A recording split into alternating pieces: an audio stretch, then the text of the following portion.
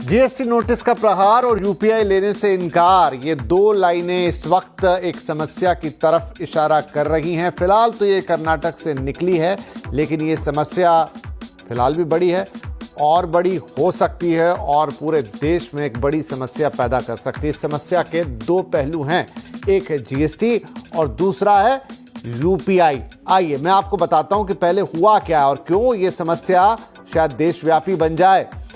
देखिए, मामला है कर्नाटक का। कर्नाटक में कमर्शियल टैक्स डिपार्टमेंट ने एक्शन लिया है। क्या एक्शन लिया है? 13,000 से ज्यादा वेंडर्स को जीएसटी के नोटिस गए। कौन से वेंडर्स हैं? जो ठेला खोमचा, छोटी मोटी दुकान, छोटे कारोबारी, उनको ये लगाते हैं, उनको गए हैं। और क्यों गए हैं? यूपीआई से सालाना 40 लाख से ज्यादा का ट्रांजैक्शन ऐसे वेंडर से पाया गया है। यूपीआई चेक किया गया है। बड़ी कमाई के बावजूद जीएसटी में रजिस्ट्रेशन नहीं। एक मिनट रोकिएगा, इसे 40 लाख से ज्यादा का अगर आप कारोबार करते हैं तो फिर नियम कहता है कि आपको जीएसटी के अंदर रजिस्टर्ड होना अनिवार्य है। ये तो सामानों की बिक्री पर हो गया। अगर आप कोई सर्विस प्रोवाइडर हैं तो 20 लाख के ऊपर ये नियम लागू हो जाता है। यूपीआई ट्रांजैक्शन देखे गए और वहां से डेटा निकालकर ये नोटिस भेजे गए हैं और माना गया कि ये लोग बड़ी कमाई कर रहे हैं, लेकिन बावजूद उसके जीएसटी के अंदर खुद को रजिस्टर नहीं किया, यानी एक तरीके से ये टैक्स की चोरी है। आगे बढ़ते हैं। फिर क्या हुआ? फिर यह हुआ कि इनको नोटिस गए कि आप जीएसटी के तहत रजिस्टर्ड नहीं है। डेटा कितना निकाला गया? 2021 से निकाला गया। वित्त वर्ष 2021-22 से लेकर 24-25 तक का यूपीआई ट्रांजैक्शन का डेटा खंगाला गया। उस आधार पर हिसाब लगाया गया कि 40 लाख से ज्यादा के ट्रांजैक्शन है, लेकिन टैक्स तो भरते नहीं। टैक्स चोरी के शक पर नोटिस भेज दिए गए। लेकिन हुआ क्या? हाँ, अच्छा, एक बात और बता दूं कि मामला कर्नाटक से शुरू हुआ था। अब अन्य राज्यों में भी एक्शन की बात आ रही है, लेकिन कर्नाटक का मामला हमने आपको बताया 13,000 से ज्यादा नोटिस वहां पर जाने की बात है। अब इसका इंपैक्ट क्या हुआ है वो देखिए जरा। इंपैक्ट ये हो गया है इस चीज का कि, अच्छा, इससे पहले मैं एक चीज आपको और बता दूं कि इससे पहले भी 5,500 वेंडर्स को इस तरह के नोटिस भेजे जा चुके हैं कर्नाटक सरकार की तरफ से। तो ये भी एक कार्रवाई हुई थी। उसमें 150 वेंडर्स की सालाना कमाई 2 करोड़ से ऊपर निकली थी।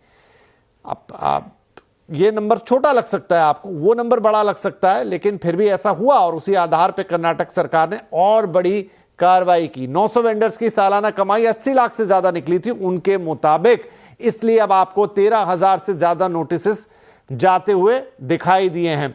अब मैं उस चीज पर आता हूं कि जैसा मैंने आपको बताया कि 40 लाख से ज्यादा की आप कमाई करते हैं तो जीएसटी आपको रजिस्ट्रेशन कराना जरूरी है। फिर जो भी टैक्स की देनदारी बनती है वो देना जरूरी है। सर्विस बेस्ड बिजनेस में ये चीज हुई है 20 लाख, वो सीमा 20 लाख है, उसके ऊपर आपका रजिस्ट्रेशन जरूरी है। अब इसका एक और बड़ा इंपॉर्टेंट पार्ट, और वो पार्ट ये है कि ये होने के बाद कर्नाटक में बहुत सारे व्यापारियों ने यह बोर्ड लगा दिया है कि नो यूपीआई पेमेंट एक्सेप्टेड। यह एक नई समस्या खड़ी हो गई है। लोगों को अब कैश लेकर जाना पड़ रहा है। ऐसे लोग जिन्होंने बहुत वक्त से एटीएम का मुंह नहीं देखा था, उन्हें एटीएम विजिट करना पड़ रहा है, पैसे निकालने पड़ रहे हैं। और एक ऐसा राज्य जो दूसरे नंबर पर है डिजिटल ट्रांजैक्शन के मामले में, Karnataka is at number 2 after Maharashtra, वहां पर लोगों को अचानक से कैश इकोनॉमी की तरफ जाना पड़ा है। कारण है कि ज्यादातर व्यापारियों ने कह दिया है कि हमें डिजिटल ट्रांजैक्शन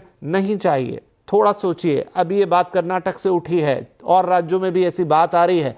खबर फैलते इस समय देर लगती नहीं है, लेकिन अगर ये सारे व्यापारियों में हड़कंप मच गया कि अरे हमारे डिजिटल ट्रांजैक्शन के आधार पर, यूपीआई ट्रांजैक्शन के आधार पर हम पे टैक्स नोटिस आएंगे, हो सकता है कि जितने लोग कल तक जहां जहां यूपीआई कर रहे हो शायद आज के बाद ना कर पाए। तो एक बड़ा फॉल आउट इसका होगा। हालांकि इसका यह मतलब नहीं कि टैक्स की चोरी या देनदारी को अवॉइड किया जाए, लेकिन अब यह समस्या तो बन गई है।